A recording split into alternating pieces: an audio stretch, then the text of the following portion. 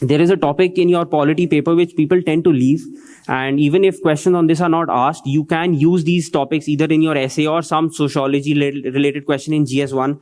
For example, state-wise, what has happened is in India, there are a lot of model examples as far as implementation of schemes is concerned. For example, Rajasthan is famous for its sanitation revolution that has taken place. I don't know how many of you know about this. Have you heard about it? Rajasthan is a success story as far as implementation of ODF, making villages open defecation free, is concerned. So you must know about the Rajasthan sanitation. I'm just giving you a few examples. Go back and use the net and read up on this. Tamil Nadu is famous for its health sector. Kerala is famous obviously for its Panchayati Raj model. Madhya Pradesh is famous for the work that has been done on the girl child. So these state specific examples are very important. Please go through these. And again, for the first timers, I think most of you who have written the exam, this time are first timers. Don't stop reading Lakshmikant for polity. You must make it a habit at night, maybe 15-20 minutes when you're resting, just flip through the important articles. Because say you are asked a question on the Aadhaar bill. There can be a lot of questions, whether Rajya Sabha is relevant or irrelevant in today's polity, whether the difference between a money bill and a financial bill. You will not be able to answer these questions if you don't know what the text of Article 110 is, what the text of Article 117 is. So you have to be thorough with the Constitution, at least the important articles. They should be on your fingertips at all times, so that when you read something that is relevant, you are able to correlate immediately and maybe even, cite the article wherever it's required. Yeah, coming to economics. How many of you have taken classes 2016 जिन्होंने prelim दिया? Are you taking coaching somewhere? Just 1, 2, 3, 4. साथ में उठाओ हाथ सारे. हाँ, good.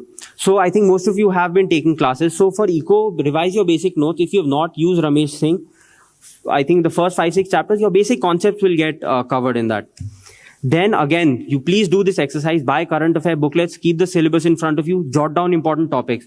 200 to 240 words. Farah also said that it's not about what you've studied consciously, it's what you remember subconsciously, and that is what reflects in your mains answer writing. This will only happen if you've jotted all these topics down, written 100 to 150 words, internalized it. It will be present there so that when you're in the mains, you don't spend too much time thinking.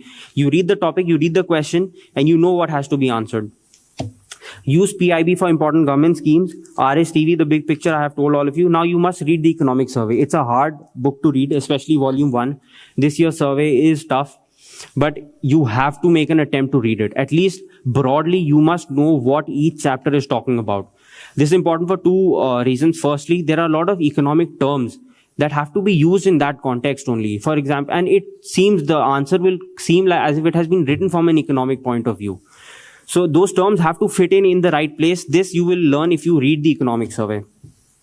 And secondly, this year's budget speech of the finance minister, part A, especially you must get into a habit of reading the budget speech in any case, but with specific focus on this year's speech because it has been structured in a very UPSC manner for some reason. He's structured the speech into 9 pillars that they are focusing on.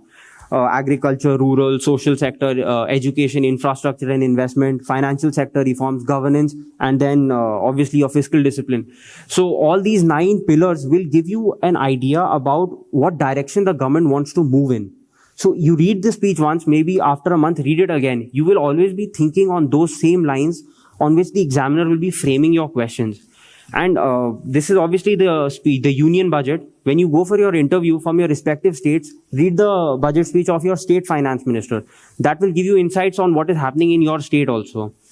So this is how you have to think differently for these 2 papers particularly. Get into the habit of answer writing and please limit yourself. Don't expand, don't get into thesis writing. And like Sir said, a lot of focus will be given on your strengths at this KSG initiative. What is unique is that it will be evaluated by professors. A lot of work has gone into making these questions, and a lot of background brainstorming has gone into make it as relevant to the UPSC pattern as possible. So it's very important, and obviously you must take a test series.